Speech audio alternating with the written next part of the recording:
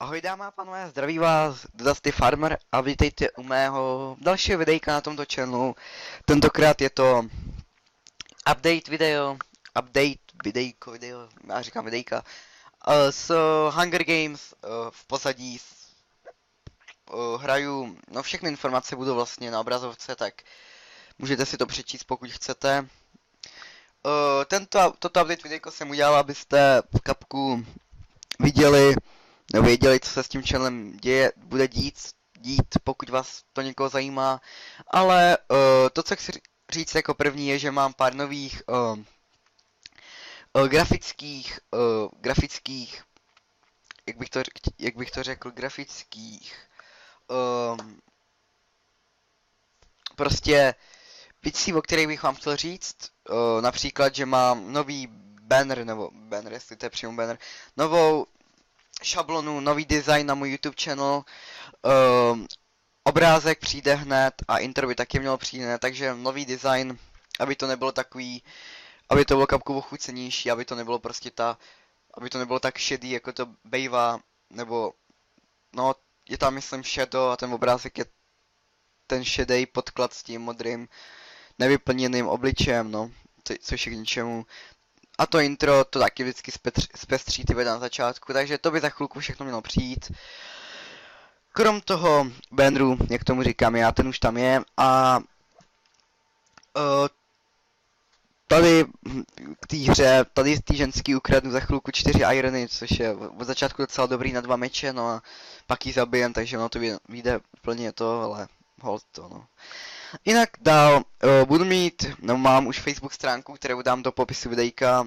Mám ji, protože se líp sdílejí videa, hlavně ty otázky tam jdou zadávat, takže pokud se nebudu jistý, co chcete vidět, tak jenom zadáte a odpovíte mi a samozřejmě já to pak natočím. Budu brát, jako své fanoušky budu brát lidi na Facebooku, ne na YouTube. Samozřejmě, že pokud chcete být můj fanoušek, tak dejte prosím odběr, ale pokud chcete být opravdový fanoušek, tak dejte odběr i mi dejte ten like na tom Facebooku, protože na tom Facebooku se to líp sdílí, takže vlastně to beru ten Facebook kapku vážnějíc v tom smyslu toho sdílení než to YouTube, tam spíš ty videa budu jenom nahrávat. Takže to jsem chtěl říct k tomuhle.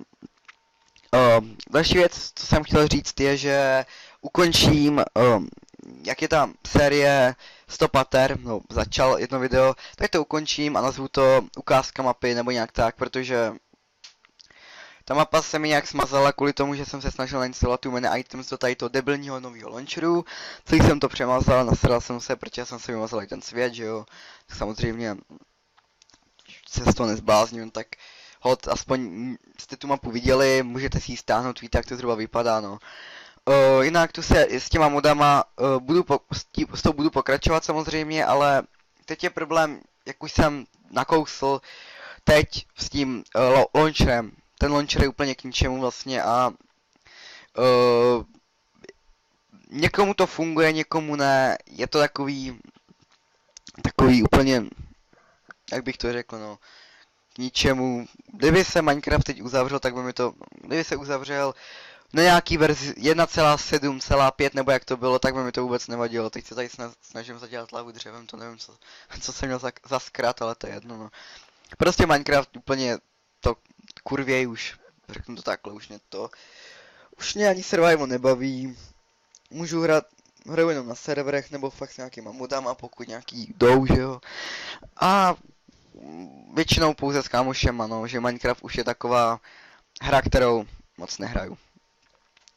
Takže to samozřejmě bohužel nerad, já bych ty videa rád natáčel víc, ale bohužel půlka modů, který jsem měl v plánu natočit, nejdou. A vlastně, že než byl ten update, tak mi tam skočila to dovolená, nebo jsem neměl čas, jak byla ta velká pauza mezi těma videama. Takže to všechno vyšlo tak blbě, což je docela škoda, ale tak snad se to spraví nějak a bude to v pohodě, no. Takže to jsem chtěl říct k tomuhle, no, samozřejmě, já nevím, proč jsem to chtěl říct, tak jo. Takže další věc, co jsem chtěl říct, je, že jsem si předobjednal FIFA 14 ultimátní edici a to je na PlayStation 3 a Elder Scrolls Online na počítač.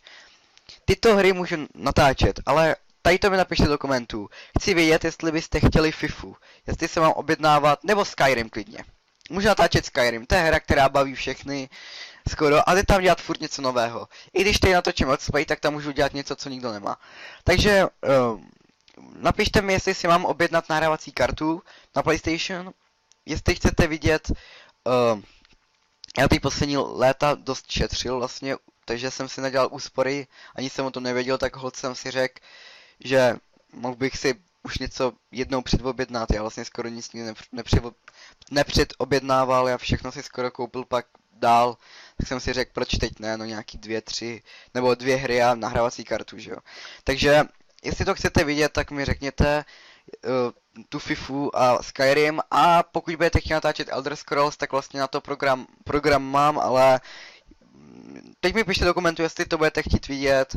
Já hned den po vydání, až to budu mít, nebo co to přijde, že jo, já jsem ten předobjednaný, tak to hned budu natáčet. Pokud budete chtít, no. Tak to mi prosím vás řekněte a uvidíme. Já si myslím, že by to mohlo být dobrý. Další věc, co jsem chtěl říct, je, že to už je poslední věc, myslím, že vlastně v pondělí nebo v neděli budu vždycky natáčet hry, které nejsou moc známé, ale jsou velmi dobré. Je spoustu her, které by se dokázaly hrát furt a být slavný, jako Age of Empires 2, která je hra, což je hra z roku, teď nevím, 2001, 1999? Tuším, že je 99. A prostě hraje se furt vycházejí mody, teď vlastně bude vycházet na Steamu Age of Empires 2 HD. Vycházel ten mod s těma novýma civilizacema, kde byly vlastně ty Maďaři, Italové tuším, prostě ty nové což je hra, která se hraje furt. A takových her by v klidu mohlo být víc, si myslím. Akorát, že třeba firma to špatně propagovala a kvůli tomu zkrachovala. Výborná hra, která měla velké výdaje a zkrachovaly kvůli tomu. Takových her je spousta. Nebo je lidi neznají a v tom je ten problém vlastně, takže to budu točit v neděli, v pondělí, protože to myslím stojí za to, aby si lidi vlastně uvědomili, že není jenom Minecraft a tyhle ty novinky, ale že i hra z roku 2000 něco, 3, 4, ty malé cifry dokáží prostě člověka uspokojit. Tak to už by asi bylo všechno k tomuhle updateu. Snad se vám líbil, doufám, že teda pokud jste ten fanoušek, tak dáte ten like na tom Facebooku i ten subscribe. Pokud se vám to video líbilo, dejte like a já už vás nemám s tím otravovat a nechám vás dokoukat vlastně tohleto videjko docela vydařený. Tak uvidíte, no. Tak ahoj.